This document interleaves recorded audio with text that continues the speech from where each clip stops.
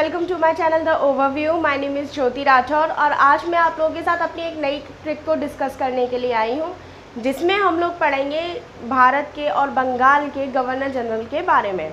ये जो governor general रहेंगे वो क्रम से रहेंगे और उनको एक ट्रिक के माध्यम से हम जानने की कोशिश करेंगे। तो चलिए आगे लेक्चर को बढ़ाती हूँ, लेकिन उससे पहले आप लोग मेरे चैनल पर अगर नए हो तो मेरे चैनल को सब्सक्राइब कर दीजिए और साथ ही साथ मेरे इस वीडियो को ज़्यादा से ज़्यादा शेयर कीजिए। ठीक है, तो टाइम को ना ख़राब करते हुए सीधे अपने टॉपिक के ऊपर आते हैं, चलते हैं। तो मेरी जो ट्रिक है वो है काश बेबो मिल जाती। काश बेबो मिल जाती तो ABMA ब्रो होर्डिंग लगा देता।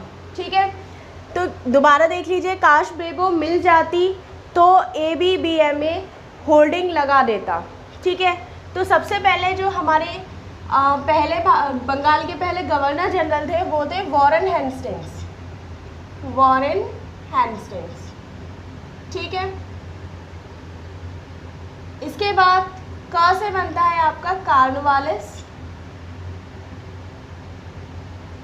याद रखिएगा ये सारी ट्रिक क्रम से है और मैं आपको बंगाल के गवर्नर जनरल के साथ भारत के गवर्नर जनरल को आसानी से ट्रिक के माध्यम से याद करा दूंगी, लेकिन उसके लिए आपको मेरे वीडियो को लास्ट तक देखना पड़ेगा। ठीक है, श से बनता है जॉर्ज शोर। वे से बनता है विलेजली। वो से बनता है आपका जॉर्ज जॉन बार्लो। ठीक है, मी से बनता है मिंटो। ये मिंटो प्रथम है।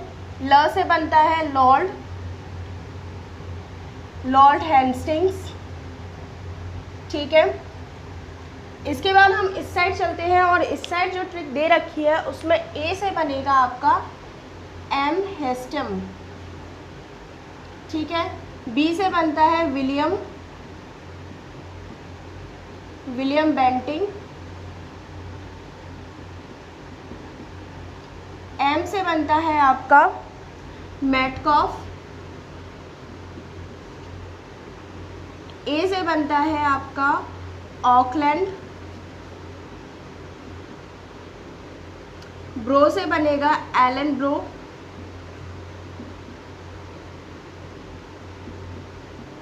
हॉर्डिंग से बनता है हॉर्डिंग। ठीक है, इसके बाद दो और हैं जिसमें एक है आपके डलहौजी और एक है आपके कैनिंग। ठीक है, तो ये गवर्नर जनरल हैं आपके।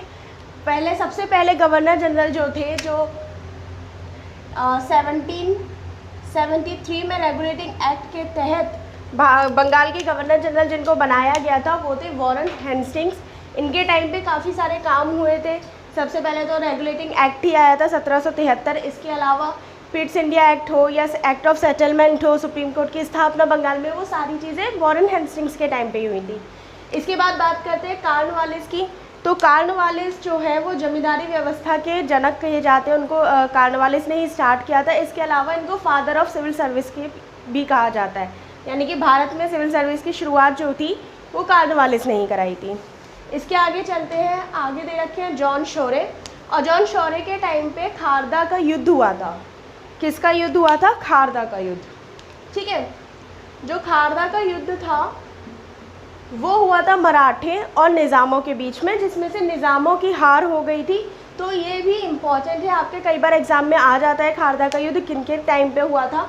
तो आप खारदा को युद्ध को ऐसे याद कर सकते हैं कि खारदा में खरखर शब्द छुपा हुआ है। ठीक है, खरखर होती है तो काफ़ी सारा शोर हो जाता है और शोर से आप शोर याद कर सकते हो। ठीक है, इसके बाद विलेजली ने सहायक संधि स्टार्ट की थी। ठीक है, सहायक संधि को स्टार्ट किया था विलेजली ने और सबसे पहले सहायक संधि जो एक्सेप्ट की थी वो की थी हैदराबाद ने। ठीक है, इसको आप एक ट्रिक के माध्यम से भी याद कर सकते हो कि हम आपके हैं कौन, जिसमें सबसे पहले हैदराबाद है, फिर मैसूर है, फिर अवध है और फिर उसके बाद पेशवा है। ठीक है, नेक्स्ट आते हैं जॉन बार्लो। जॉन बार्लो के बाद मिंटो आते हैं। मिंटो 1 है, यानी मिंटो प्रथम है और इन्हीं के टाइम पे अमृतसर की संधि हुई थी। ठीक है, अमृतसर की जो संधि हुई थी वो इन्हीं के टाइम पे हुई थी। और किसके बीच हुई थी अमृतसर की संधि? मिंटो और रणजीत सिंह के संग। उसके बाद एल से आते हैं, ल से बनता है आपका लॉर्ड हेस्टिंग्स। लॉर्ड हेस्टिंग्स के बाद आते हैं हम एम हेस्टम। एम हेस्टम के बाद विलियम बेंटिंग। विलियम बेंटिंग जो है वो भारत के प्रथम गवर्नर जनरल थे, ठीक है, भारत के गवर्नर जनरल। अभी तक हम जो पढ़ रहे थे यहाँ तक हमने बंगाल के गवर्नर जनरल को कवर अप किया है।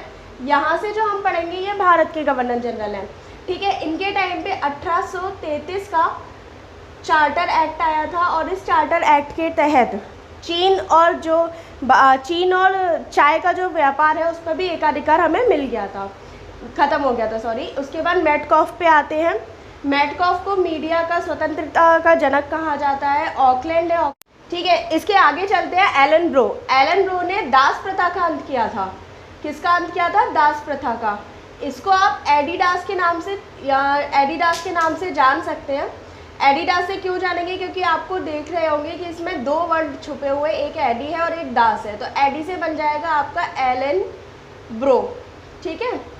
एलन ब्रो बनेगा एडी से और दास से बन जाएगा आपका दास। तो अगर कभी भी आता है कि दास प्रथा का अंत किसने किया था तो आपका सीधे आ जाएगा एलन ब्रो ने किया था, ठीक है। इसके बाद चलते हैं, इसके बाद है होल्डिंग। होल्डिंग के बाद जो दो बचते हैं उनकी मैंने ट्रिक नहीं बनाई है क्योंकि वो आपको याद ही होंगे, क्योंकि लास्ट में बचते हैं डलहौजी और सबसे लास्ट में है कैनिंग। डलहौजी अपनी हड़प नीति को लेके काफ़ी प्रसिद्ध थे, ठीक है। हड़प नीति इनकी काफ़ी प्रचलित थी। इन्होंने कई सारे क्षेत्रों को हड़पा भी था, जिसमें सबसे स्टार्टिंग जो इन्होंने की थी वो सतारा से की थी और अवध पे जाकर ही इन्होंने ख़त्म किया था।